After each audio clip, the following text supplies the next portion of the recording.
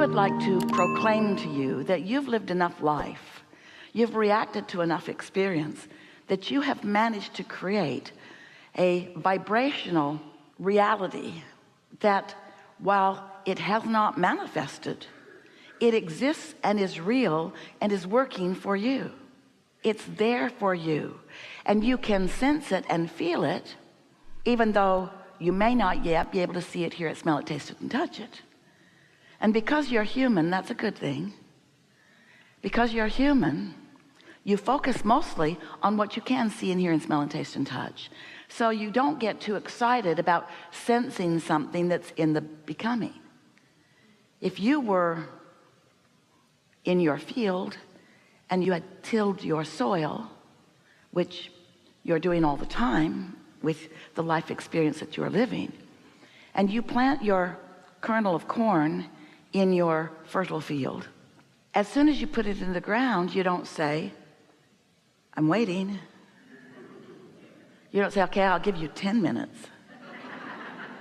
You don't stomp on the ground impatiently, because you understand that there is a gestation process. You understand that there is a process, and you know that you've put it there, and as you're tending to it, it will do what it naturally does. It will produce a stalk. It will produce ears of corn. It will produce what you want it to, but there is a process that it will undergo. And in that situation, you are not impatient about it, because you have a certain understanding from what you've witnessed. And yet, with your kernels and seeds that you've put into your vortex, that's what we call your vibrational reality, your vortex of creation, this vibrational atmosphere that contains all the rockets of desire that you've launched, this vibrational place where your inner being stands, the part of you that existed before your birth and still exists, aware of you, non-physically focused. This vibrational reality is like the womb in the mother's belly. It's like the petri dish where something is in the process of becoming. It is a reality that is in such pre-manifestational form that your senses, you see, what you see with your eyes is just a vibrational interpretation. And that vibration has to be pretty significant before most humans are able to interpret it vibrationally. In other words, this reality that feels so real to you is your vibrational interpretation. But because you've been doing it always, you don't say, oh, I'm interpreting vibration and therefore I see this, or I'm interpreting vibration and therefore I smell this. You mostly don't even consider the fact that you vibrationally interpret things different than other species around you. Your dog vibrationally interprets things, so therefore can smell things that you can't or wouldn't want to smell.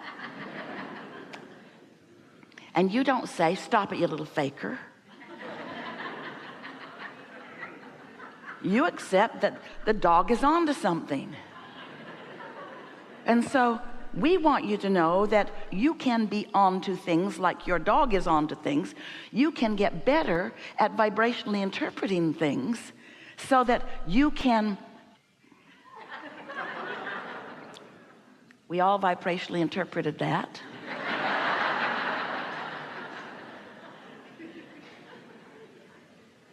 You can get good at vibrationally interpreting things that are in your vortex by using other senses other than your 5 physical senses. You can feel it in your solar plexus. You can understand it with your emotional guidance system. You can know something before you see it. You can sense it before you see it. You can trust it before you see it. You can believe it before you see it. You can believe it by showing yourself, by paying attention to how you feel, and then noticing the manifestational results. There are 2 ways of knowing how you're doing vibrationally. There are 2 ways of knowing what you're vibrationally accomplishing. One is by the way it feels, and the other is by how it manifests. The manifestation we call post-awareness, post-manifestational. It manifested and then you saw it. Good for you. But what about it being a vibrational manifestation and you being like your dog that can sniff things out even before it shows up. That dog knows what's in the bushes before it gets over there and digs it up. The dog knows where the bone is buried, and not just because he left it there. Often because he left it there, but not only. And so we just want you to be more aware of what you've got going on. We want you to know that you were source energy before you came into these bodies, and that that source energy part of you still exists non-physically, and that that source energy part of you is aware of you here and now and in all moments in time. And that source energy part of you, we call it your inner being. Sometimes you call it God. We call it your inner being, your inner consciousness, your inner awareness. Sometimes you call it your soul.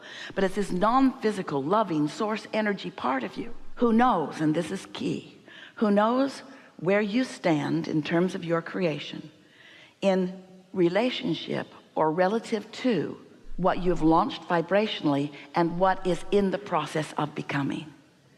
And there is always more wonderful stuff in the process of becoming, because your life is setting it up. When you don't like something, you ask for an improvement, even if you don't use your words. When you're rude, you want to be nicer. When someone else is rude, you want them to be nicer. When you don't have enough of something you need, you ask for it. When you have something you don't want, you ask for the healing or the improvement. You have a vibrational reality of wonderful stuff that is available to you, so much more readily available to you than you mostly allow yourself to let it be, because you want to see it before you believe it, and that's what's hanging you up. You got to sense it, you got to trust it, and that's why we are here, to help you know about the laws of the universe, to appeal to your reasoning powers, to understand that there must be something more than what you see in your physical bodies that this world is about. You're brilliant and you're beautiful, but the whole bunch of you haven't managed to scrape a bunch of earth together and launch another planet into orbit. There's way more going on than what you are translating with your physical senses, and we want you to get in on that. We want you to feel the whole power of who you are. We want you to be your total being, your total self. We want you to tune yourself to the frequency of who you really are. And that doesn't mean we want you to leave your physicality. That does not mean that we want you to leave your relationship with contrast. It doesn't mean that we want nothing to ever go wrong for you. We like that. Boom, boom. We like things going wrong for you, because that's the contrast that helps you to personally identify your unique and important preference. So we like these conversations. It's a wonderful thing when we can co-create like this. You've come here, we see you've dragged your physical bodies here. That's good. You're doing good. But your inner beings have also come. And collectively, we are going to have a wonderful conversation here today.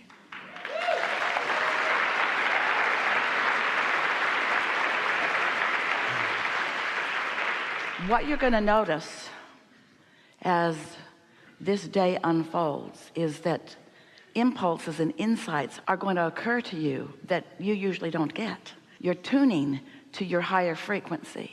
And as you become more and more the vibrational equivalent to who you really are, you're what we call tuned in, tapped in, turned on. And that means you are in the receptive mode, where questions will be clearer, answers that we are offering will make more sense to you. A question will bring an answer, which will bring another question. That's what the co-creation at its best is. We know you've come with some things on your mind, and we'll get to all of them. You will experience that as the day goes forward. But what you're also going to experience is the expansion of thought, as a question brings an answer, brings a question, brings an answer, brings a question, brings an answer, brings a question, brings an answer.